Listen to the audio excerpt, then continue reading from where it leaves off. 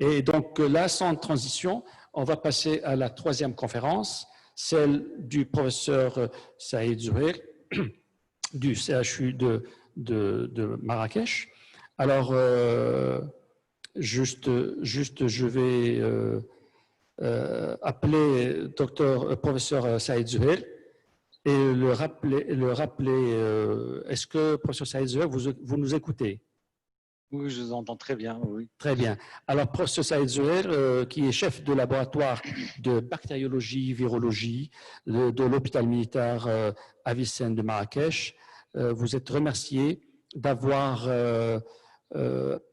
accepté notre invitation à participer dans cette deuxième édition spéciale Covid de Diagnostica. Et vous avez bien voulu participer par le thème de cette journée, c'est effectivement quels moyens de diagnostic différentiel de la COVID-19 et des infections respiratoires à l'approche de la saison automno-hivernale. Je vous laisse la parole pour 15 minutes, comme j'ai demandé aux autres collègues. Merci encore une fois et on vous écoute avec plaisir. À vous la parole. Merci, professeur Ladlouni.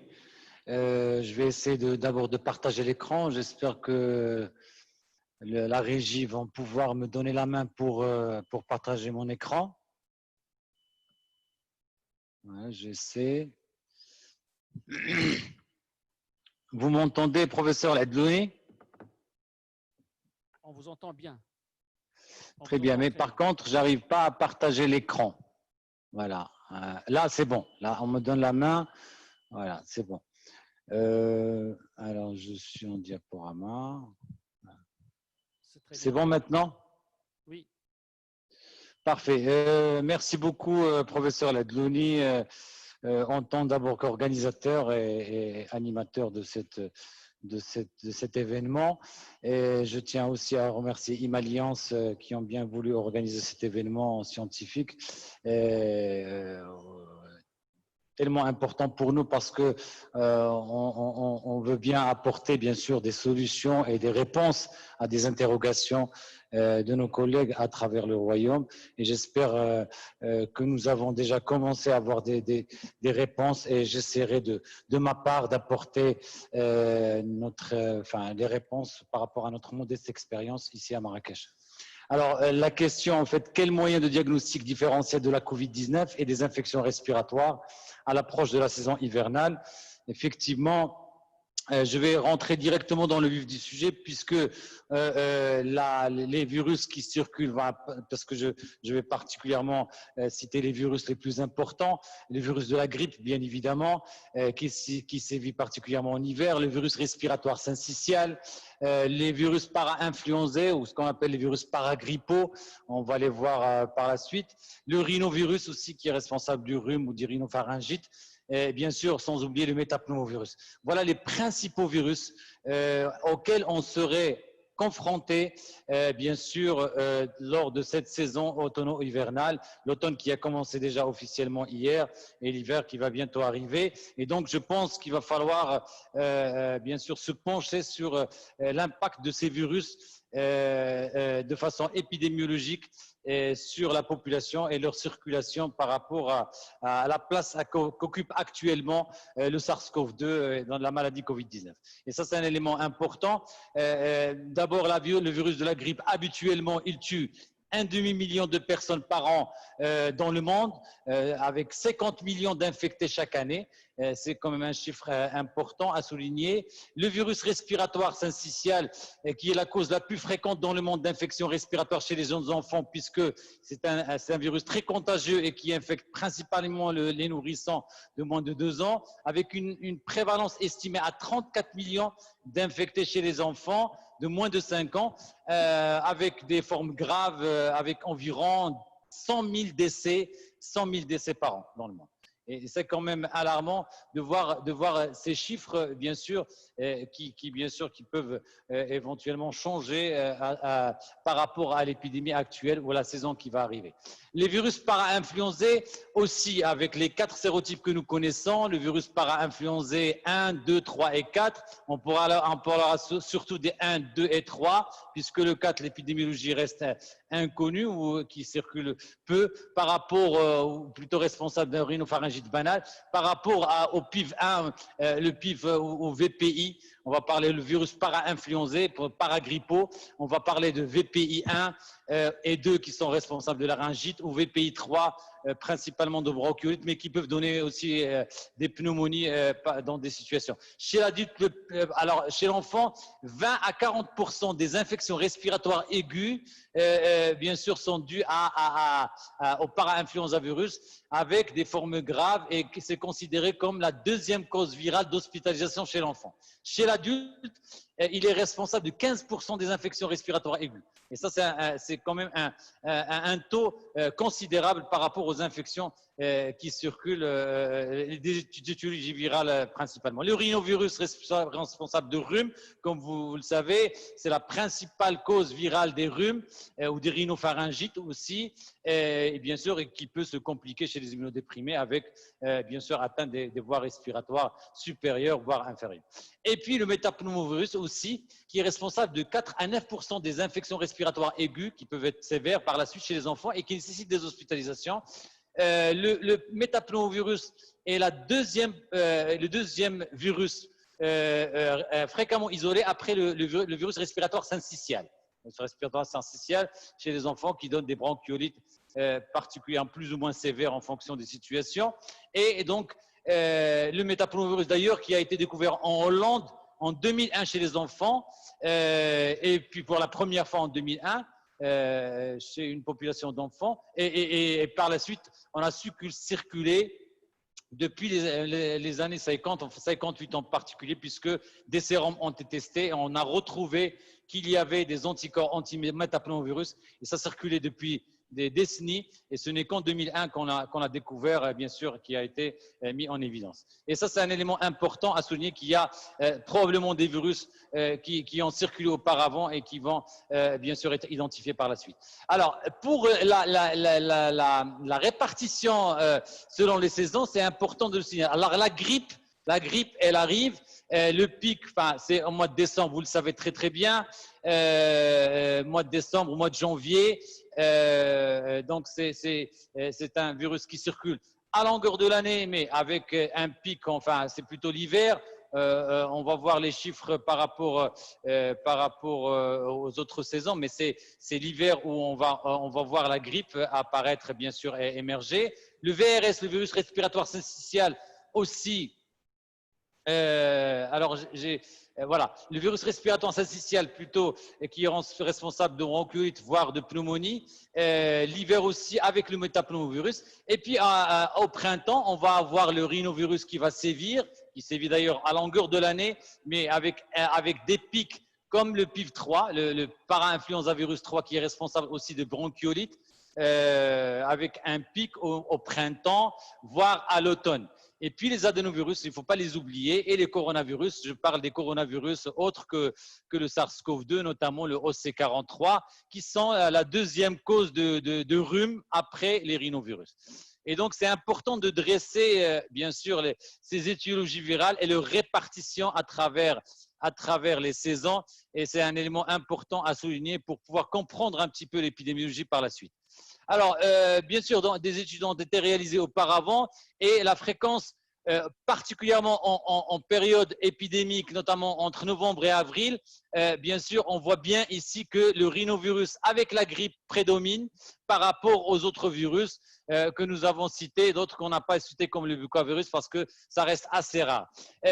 Par rapport bien sûr à la période non épidémique, notamment la période printanière ou estivale, ou plutôt c'est le rhinovirus qui prédomine avec parfois le para-influenzé qu'on va retrouver bien évidemment puisqu'on est jusqu'au mois d'octobre et septembre-octobre, on peut retrouver des épidémies de para-influenza virus particulièrement le 1 ou 2, le 1 et le 2 qui sont responsables de la laryngite, qui peuvent se compliquer particulièrement chez les immunodéprimés.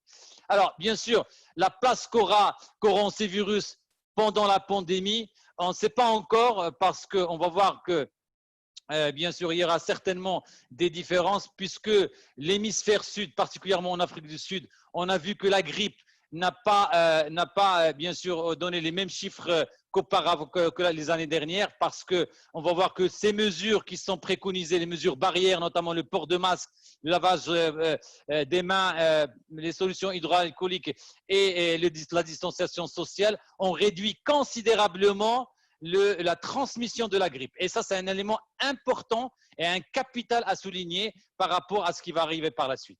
Alors, quels moyens de diagnostic différentiel on peut? Bien sûr, pour l'honnêteté scientifique, on va dresser les solutions qui existent de par le monde et à travers les marchés, parce que ça nous impose de parler des autres solutions, même si on va parler bien sûr principalement de la solution de nos partenaires. Alors, il y a les techniques antigéniques, il y a les techniques sérologiques et les techniques moléculaires. Donc, j'ai dressé les trois grands paquets de techniques. Et bien sûr, on va voir que il y a cette approche de diagnostic direct, c'est-à-dire on va détecter directement le virus ou l'un de ses composants, directement comme l'antigène du virus ou de ses composants, notamment le génome par PCR. Ça, c'est le diagnostic direct. Et puis, vous avez le sérodiagnostic, c'est-à-dire on va rechercher une réaction immunitaire, c'est-à-dire on ne va pas rechercher le virus ou l'agent pathogène lui-même, mais plutôt une réaction de l'organisme. Et c'est un diagnostic qu'on appelle indirect, puisqu'on va chercher les anticorps que notre organisme va développer après contact, bien sûr, avec ces agents pathogènes. Et donc, ces deux approches sont en général complémentaires en infectiologie, particulièrement en virologie. Par contre, pour les virus respiratoires, cette approche reste mitigée. Pourquoi? Parce que, en fait, pour le diagnostic indirect, la majorité des situations des infections virales, je ne parle pas du Covid-19 uniquement, mais je parle des virus respiratoires, la sérologie a une place vraiment très réduite puisqu'elle n'a pas une place de diagnostic, mais c'est plutôt pour la séroprévalence et pour les études épidémiologiques. Et donc, elle n'a pas sa place réellement dans le diagnostic positif des infections respiratoires. Et ça, c'est un élément important à souligner. Et on va voir bien sûr qu'il y a malheureusement une interprétation qui n'est pas à sa place par rapport à ce qui se passe pour la Covid-19, notamment les sérologies qui sont bien sûr, qui ont leur place bien évidemment, mais qui sont interprétées malheureusement on va voir bien sûr la façon qu'il faudrait éviter pour ce genre d'interprétation. Alors les techniques antigéniques, bien sûr il y a des techniques rapides pour la grippe, les techniques immunochromatographiques, ça existe. La sensibilité, elle est intéressante, mais ça reste assez faible. On peut atteindre jusqu'à 80%. Ça peut être utilisé dans des structures de premier niveau éventuellement, lorsque la PCR n'est pas disponible. Pour le VRS aussi, l'immunofluorescence aussi, qui a une sensibilité un peu plus élevée. Et qui permettra bien sûr de mettre en évidence les différents virus, par exemple le VPI 1, 2, 3 avec le VRS et la grippe. Et puis, il y a des techniques beaucoup plus sensibles, notamment, par exemple, pour le Covid-19, des techniques d'immunofluorescence qui sont assez performantes et nous avons utilisées et qui permettent, bien sûr, qui ont presque la même performance que la PCR, puisqu'ils vont s'attaquer aux antigènes. Les tests salivaires, ils sont en cours d'évaluation de la performance. Ils pourront avoir leur place dans le dépistage massif, mais pas pour les sujets symptomatiques, les sujets asymptomatiques. Et donc, on va voir. Les techniques sérologiques, justement, à la recherche des anticorps de type IgM et IgG, le problème, c'est que les courbes, lorsqu'on voit la courbe, par exemple, des anticorps, alors vous avez les IgM qui apparaissent de façon précoce, mais ils sont encore présents jusqu'au 21e jour, voire plus, dans des situations où le malade est guéri et il était symptomatique au départ et après il est devenu asymptomatique après traitement, après convalescence. On va parfois retrouver encore les IgM avec des IgG et ce n'est pas pour autant qu'il est porteur de virus. Et donc, la PCR, elle est négative et témoigne de la non-contagiosité du patient. Il y a le problème dans les sérologies, c'est que lorsque la sérologie est négative, c'est-à-dire les IgM sont négatifs, les IgG sont négatifs, certains collègues croient que le patient n'est pas contagieux et le considèrent qu'il est négatif. Et ça, c'est un problème d'interprétation. La sérologie négative n'exclut pas la contagiosité du patient, puisque dans plusieurs situations, la sérologie est négative et la PCR est positive et le malade est très contagieux. Et ça, c'est un élément majeur à souligner. Je ne dis pas que la sérologie, elle a toujours sa place, particulièrement pour détecter les sujets qui ont, dans un groupe, qui ont déjà été infectés et qui ont bien sûr été à l'origine de l'infection du groupe, par exemple pour une enquête épidémiologique, pour voir les patients qui ont déjà eu la COVID auparavant et bien sûr pour évaluer le degré d'immunisation, d'immunité de la population. Ça, c'est un élément important, mais ce n'est pas pour le diagnostic positif, non, pas du tout. Alors ça, c'est important à souligner. Bien sûr, les anomalies biologiques, la lymphopénie, dans 83% des situations, on la retrouve dans le Covid-19, la CRP élevée, les dédimères, la thrombopénie aussi. Soulignons bien sûr que la lymphopénie est un critère majeur aussi d'orientation pour la COVID-19. Alors, après les techniques antigéniques et techniques sérologiques, on va maintenant voir les techniques moléculaires.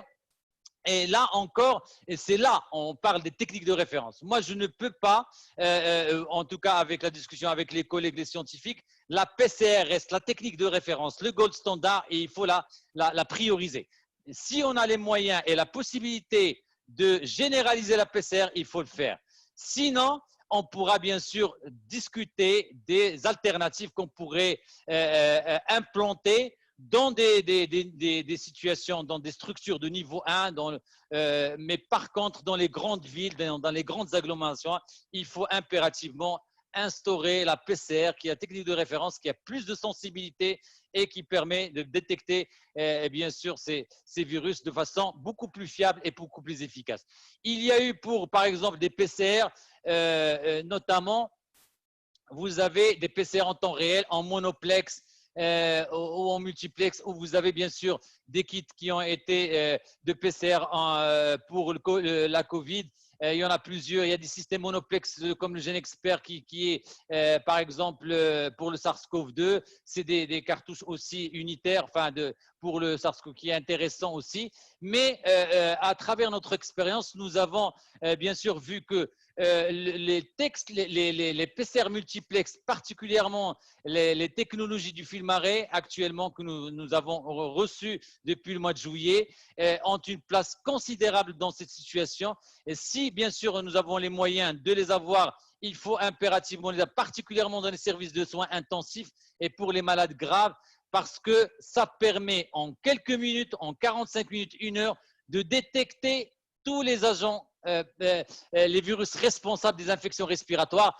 notamment les adénovirus, les coronavirus avec les différents coronavirus, l'OC43, le MERS coronavirus, par exemple, lorsque vous avez des personnes qui sont arrivées du Moyen-Orient, le SARS-CoV-2 en parallèle avec le métapneumovirus, les rhinovirus et la grippe, les virus grippaux, le virus H1N1 de 2009, ceux d'avant, le H1N d'avant, le H3N2, la grippe B, les para-influenzés et le VRS, le virus respiratoire syncytial, sans pour autant oublier les bactéries atypiques ou par exemple les agents de la coqueluche. Et ça, c'est un élément majeur qui permet bien sûr en 45 minutes, en 1 heure, de mettre en évidence plus de 22 ou 23 cibles en même temps. Et ça, c'est un gain considérable en temps et bien sûr économique aussi, on va le voir par la suite. Alors, c'est bien sûr ce kit qui existe depuis quelques années a permis d'intégrer bien sûr dans ce dispositif, ou plus dans ce kit, la détection du SARS-CoV-2 avec le gène S et le gène M qui est spécifique, bien évidemment, c'est le gène S de la surface et le gène M qui code pour la membrane glycoprotéique, la glycoprotéine de membrane, qui est aussi bien sûr spécifique au SARS-CoV-2. Et donc la technique, elle est facile, elle est rapidement implantable dans les laboratoires et donc elle permet en 45 minutes d'avoir une réponse rapide par rapport à ces situations.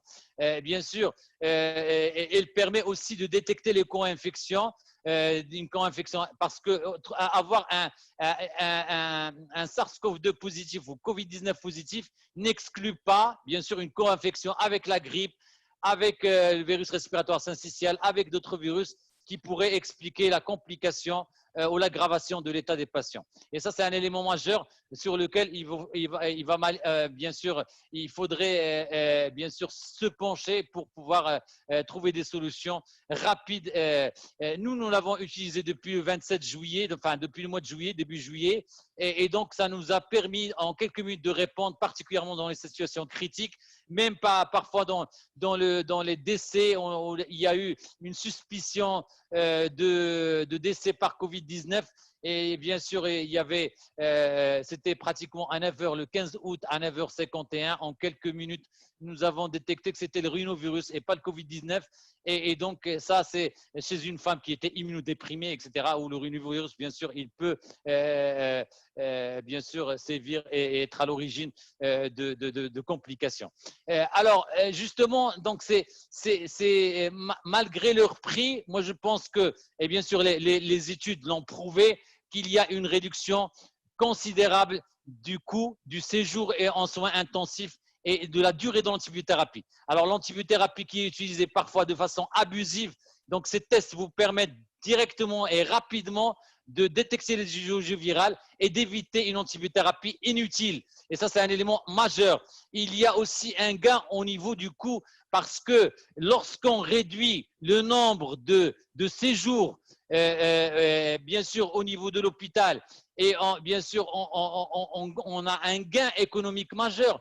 Lorsqu'on, bien sûr, on détecte l'étiologie virale, on évite l'utilisation de l'antibiothérapie abusive qui est à l'origine de l'émergence d'agents, bien sûr, l'émergence de la résistance qui est devenue un fléau mondial. Et on arrive parfois à des situations où, lorsqu'on fait notre antibiogramme, on n'a plus d'antibiotiques, bien sûr, qui restent efficaces pour certains BMR, les bactéries multirésistantes. Ce dispositif ou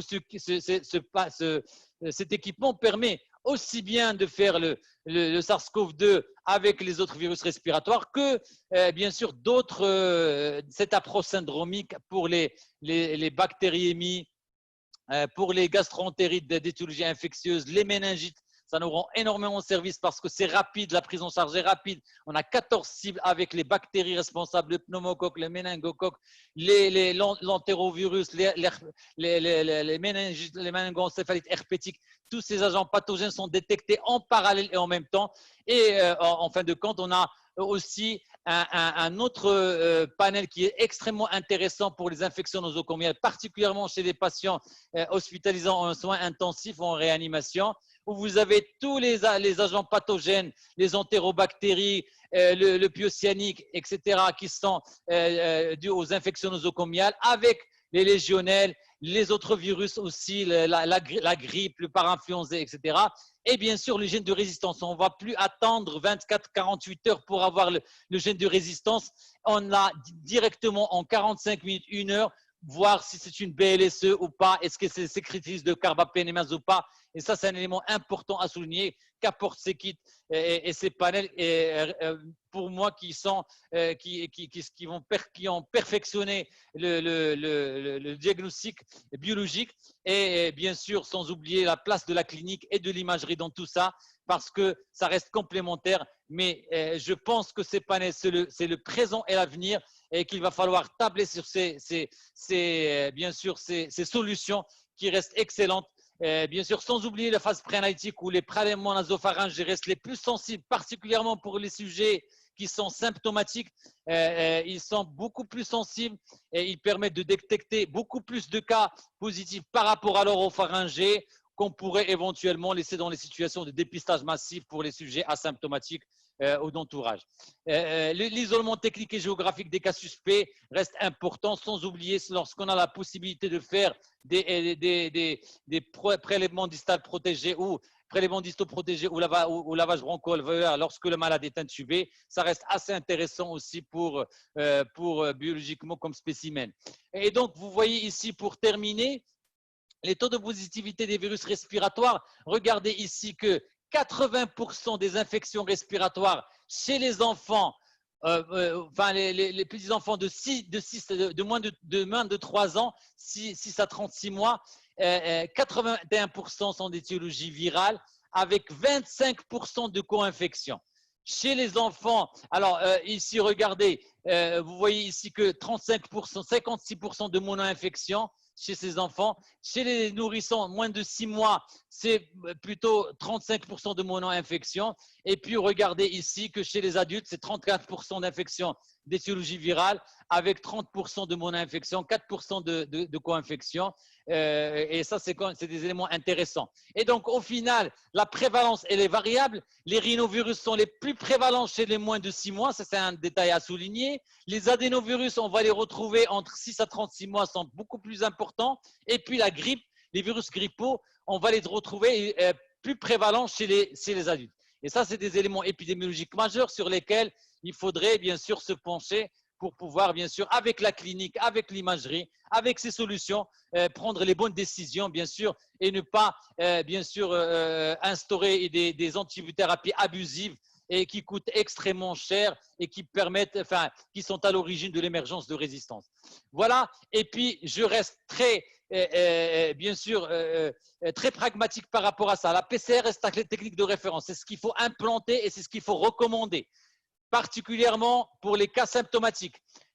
Pour le dépistage, pour les cas asymptomatiques, on doit utiliser la PCR, mais si on n'a pas la possibilité, on peut utiliser les autres alternatives dont j'ai parlé, avec un peu moins de sensibilité. Et bien sûr, ils ont leur place, particulièrement dans les petites agglomérations, où bien sûr les moyens manquent, mais on doit implanter des solutions qui sont beaucoup moins chères et qui sont bien sûr démocratisées, en espérant démocratiser cette technologie parce qu'elle est extrêmement intéressante et elle rend énormément de services.